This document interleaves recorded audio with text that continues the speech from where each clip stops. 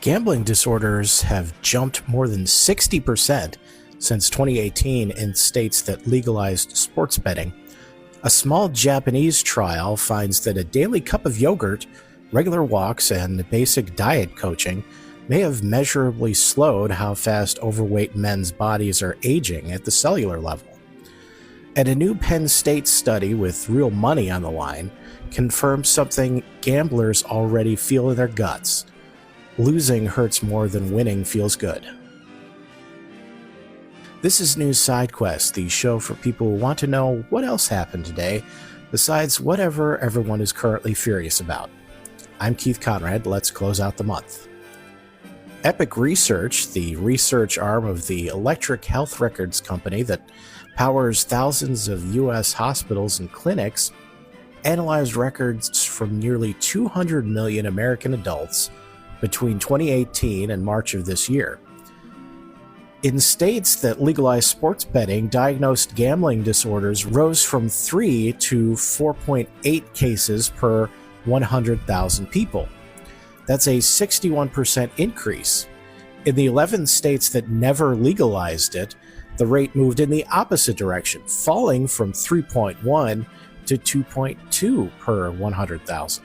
That's a 29% decrease over the exact same period of time. Adults 30 to 49 had the highest overall rate throughout the study, but the steepest trajectory belonged to the youngest group, men aged 18 to 29, whose diagnosis rate more than doubled. By comparison, women in that same 18 to 29 bracket sat at roughly 1/10 that rate. Across every single age band, men were consistently diagnosed more than women, and that gap widened specifically among adults under 50, precisely the demographic that's grown up alongside a phone in their pocket and a betting app just one tap away. I'm not sure this proves legalization itself was a bad idea. One social work professor summarized the core tension to NBC News about as plainly as you can. He said, quote, "You increase access, you increase problems." That's not really a debatable point. It's closer to a law of behavior. The harder question, the one that data doesn't answer on its own, is whether the benefits of a regulated, legal, taxed market versus driving the same behavior into unregulated offshore books outweigh the documented cost and addiction. The American Gaming Association's counterargument is also worth including. They say increased diagnoses partly reflect increased screening and awareness, not purely new cases appearing out of nowhere. Both things are probably true to some degree. What's not really in dispute is the resource gap. If access to legal betting is genuinely expanded faster than the mental health infrastructure built to catch people who develop a problem with it, that's a policy failure, independent of whether legalization itself was the right idea. Have you or someone close to you ever had to recognize and pull back from a habit that started out as completely harmless fun? Remember when I got caught stealing all those watches from Sears? Well, that's nothing because you have a gambling problem. And remember when I let that escaped lunatic in the house because he was dressed like Santa Claus? Well, you have a gambling problem. Homer, when you forgive someone, you can't throw it back at them like that. Oh, what a jip. A small trial published in the journal Aging, conducted at a cardiology clinic in Tokyo, enrolled 48 overweight Japanese men between age 50 and 74. Half were assigned to a 12-week program, one daily 100-gram serving of a specific probiotic yogurt, basic dietary coaching to cut snacks and sugary drinks while without strict calorie counting, and walking or stepping workouts at least 3 days a week for 30 minutes. The other half just kept doing whatever they normally did. Researchers measured a tool called Duden Pace, a DNA-based marker that estimates how fast somebody's body is currently aging at the molecular level, rather than just counting birthdays, or rings if you're a tree. Both groups started out aging somewhat faster than their calendar years suggested. By the end of the 12 weeks, the men in the program had dropped from a pace of 1.05 to 1.03. The men who changed nothing essentially stayed flat at 1.1. That gap held up statistically. Interestingly, neither how much weight people lost nor how often they exercised on their own fully explained the shift, suggesting it was the combined package, not any single piece of it, that actually mattered.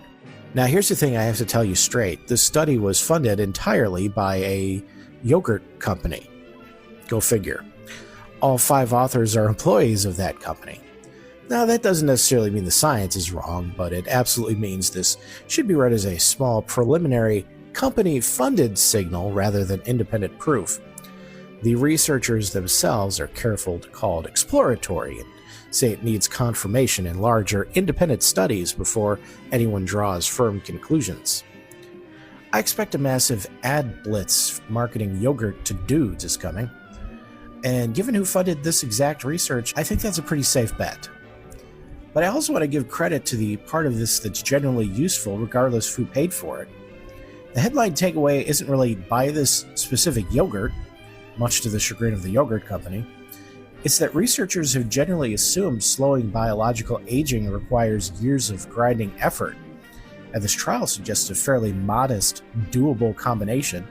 1 daily habit, some regular walking, basic eating guidance, might move a real biological needle faster than expected. That's worth taking seriously, even with the funding caveat fully on the table. What's the smallest life change you've ever made that had a genuinely disproportionate effect on how you felt? Who hasn't heard of yogurt? Yogurt the wise. Yogurt the all-powerful. Yogurt the magnificent. Please, don't make a fuss. I'm just plain yogurt. Researchers at Penn State ran an experiment putting real money on the line for 228 participants to test 2 competing theories in behavioral economics that are usually studied separately. Loss aversion, the simple fear of losing what you have, and regret aversion, the nagging what if of a road not taken. Their question was whether these 2 forces operate independently or whether they're actually pulling on us in the same moment. Participants chose between pairs of gambles, shown as spinning wheels, with everyone starting with a cushion of points convertible to real cash. They were split into 3 groups based on how much feedback they received afterwards. One group never saw what really happened once they chose. A second group saw the outcome of their own choice, but not what the other wheel would have produced. The third group saw both wheels spin, their own result, and the one they walked away from. The finding, when people had no way to see what they missed, their choices lined up almost entirely with simple loss aversion. Fear of losing money drove the decision. But the moment people could see exactly what the other option would have given them, regret entered the picture as a real, statistically measurable separate force layered on top of the fear of loss. The 2 weren't competing explanations, they were operating at exactly the same time. And critically, loss aversion was consistently the stronger of the 2. The fear of losing outweighed the sting of regret in nearly every condition they tested. There was also a smaller tentative gender pattern worth mentioning. Women in the sample leaned more towards regret aversion, while men showed more evidence of what researchers call rejoicing. The satisfaction of having made the right call when you can see you avoided a worse outcome. The researchers are careful to note this wasn't actually the main focus of the study and shouldn't be treated as a sweeping conclusion about how men and women generally handle risk. Listen, what they learned is the only winning move is not to play, and now there's actually real research behind it. This is exactly the psychological terrain that gambling and sports betting apps are built to exploit.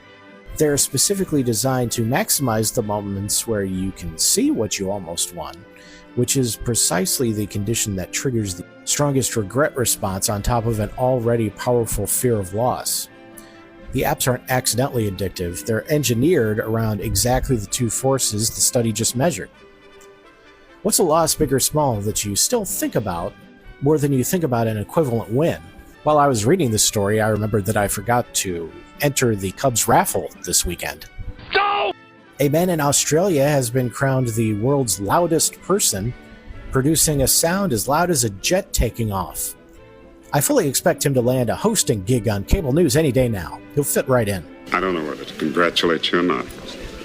I wouldn't. A smart, self-driving toilet that follows you around the house and can be summoned on command is now apparently a real thing. This is genuinely an amazing time to be alive. Hail science! The Washington Post reports that rhinestones have become inescapable in men's fashion.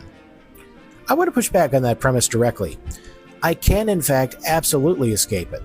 I have been escaping it successfully for some time now, and I intend to continue that Cal Ripken-like streak. I'm aghast at this.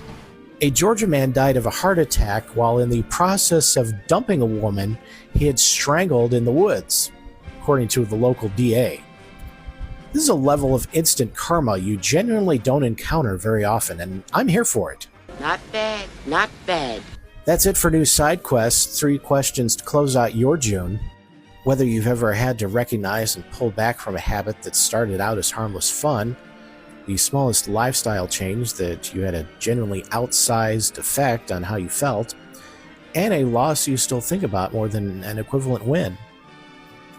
Email me at newssidequest@gmail.com or drop a note in the Substack comments. See you tomorrow.